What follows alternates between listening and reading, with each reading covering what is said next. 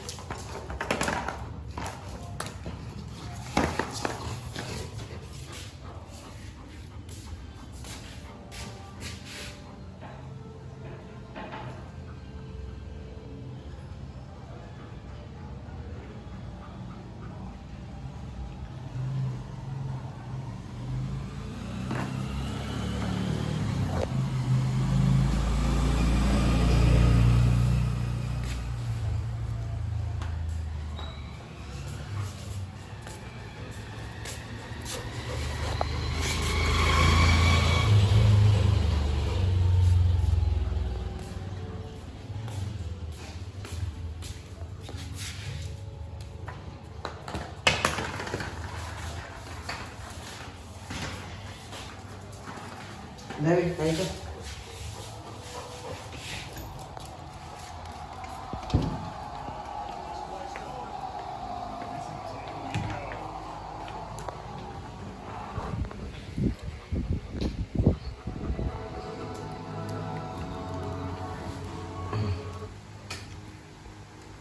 Gabi.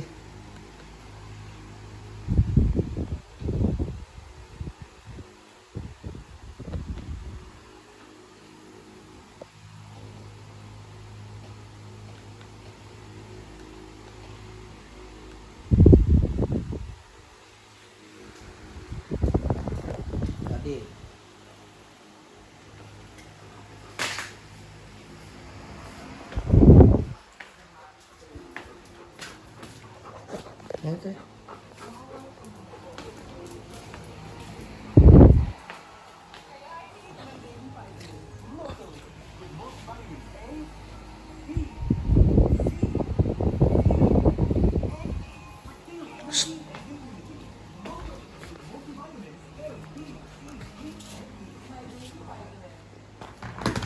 Anong nagsasabi na baka mali ang kasaysayan na tinuturo sa atin?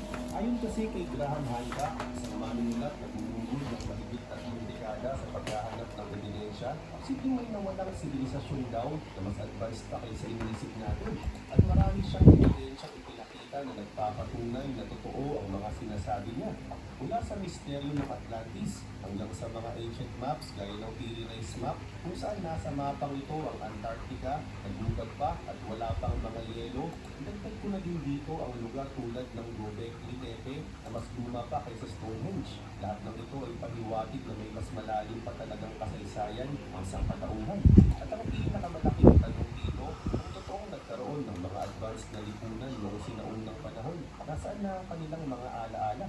Ayon kay Hancock, baka nga ang mga kaalaman o syudad na ito ay nawala, hindi dahil nawala na sila, hindi dahil baka natapunan na ito ng yelo, ang dagat o ng panahon. Sa video na ito, susubukan nating silipin ang mga ebidensyang nakita ni Hancock, mga patunay ito na magbubukas ng posibilidad na ito ay sinaunang civilization ang mas nauna sa Earth bago pa tayong mga tao. Pero bago tayo magsimula, huwag kalimutang i-like at i-subscribe ang ating channel. Malaking tulong ito para sa aming mga content creator. Maraming salamat at ngayon simulan na natin. Atlantis, the Lost Civilization. Isa ito sa pinakasikat at pinaka-controversial na kwento ng sinaunang panahon. Ang alamat ng Atlantis, una itong isinulat ng Griegong philosopher na si Plato na nagsabi ang bahariang ito ay itinatag mismo ng mga Diyos. Una ni Poseidon at ipinangalan kay Atlas. Ayon sa kanyang paglalarawan, ang Atlantis ay isang mayamang lupain na puno ng malalaking syudad, maunlad na sakahan at makapangyarihang mga barko. Ngunit habang lumalago ang kanilang kapangyarihan, nagbago rin ang kanilang ugali.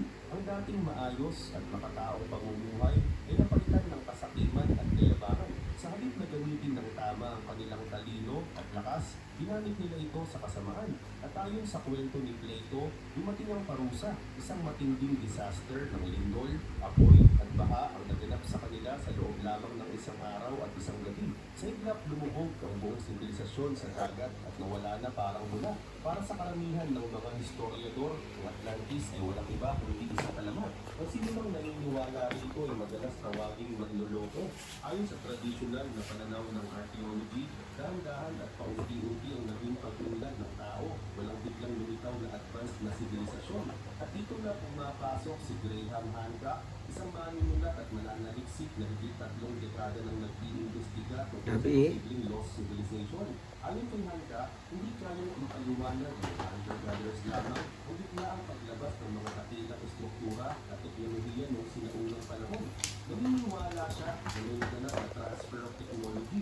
Ang sinaunang sibilisasyon talaga. Tinawag niya ito ang Antikytherian civilization, isang lipunan na nabuhay bago pa ang mga malalaking pagbaha sa daigdig. Mahalaga rin ang timeline na iniwan ni Plato. Sinabi niya din kasi na ang Atlantis ay nawasak 9,000 years. Bago ang panahon ni Solon ay isang Greek legislator na namuhay bandang 600 BCE. Kapag isinali nito sa modernong panahon, natumbas ito na 11,600 years ago.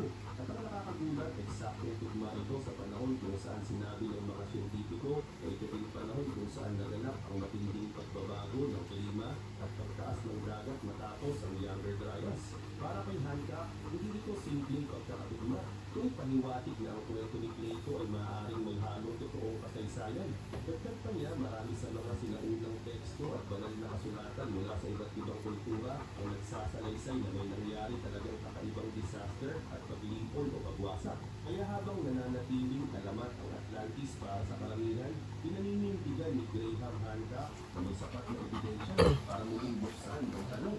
Baka nga ba may naunang mataas na sibilisasyon na nawala sa dagat at ngayon ay nakalimutan ng kasaysayan? The Younger Dryas impact rin. Noong unang akala ng mga siyentipiko Dahan-dahan lang daw ang pag-unlad ng mundo. Unti-unting uminit ang klima matapos ang Ice Age at saka lang nagsimulang magtanim at magtayo ng mga tirahan ng tao. Pero isang malaking misteryo ang mundo sa timeline na ito. Pagitla ang pagdating ng Younger Trias, isang panahon ito ng matinding lamig na nagsimula bandang 12,800 years ago. Ayon sa mga arkeologo, dapat tuloy-tuloy na ang pag-init noon. Pero sa hindi maipaliwanag na dahilan, bumagsak bigla ang temperatura. Hindi basta lamig lang, parang instant return sa Ice Age. At ang epekto nito, nagdulot ito ng malawakang pagkamatay ng mga hayop, kabilang ang maraming malalaking nilalang o megafauna, gaya ng mga mammoth at mastodon. Ang tanong, ano ang naging sanhi? Dito pumasok ang tinatawag na cosmic impact theory. Noong 2007, isang grupo ng mga scientists ang naglabas ng groundbreaking na pag-aaral sa Proceedings of the National Academy of Sciences. Ayon sa kanila, mayroong malinaw na ebidensya ng extraterrestrial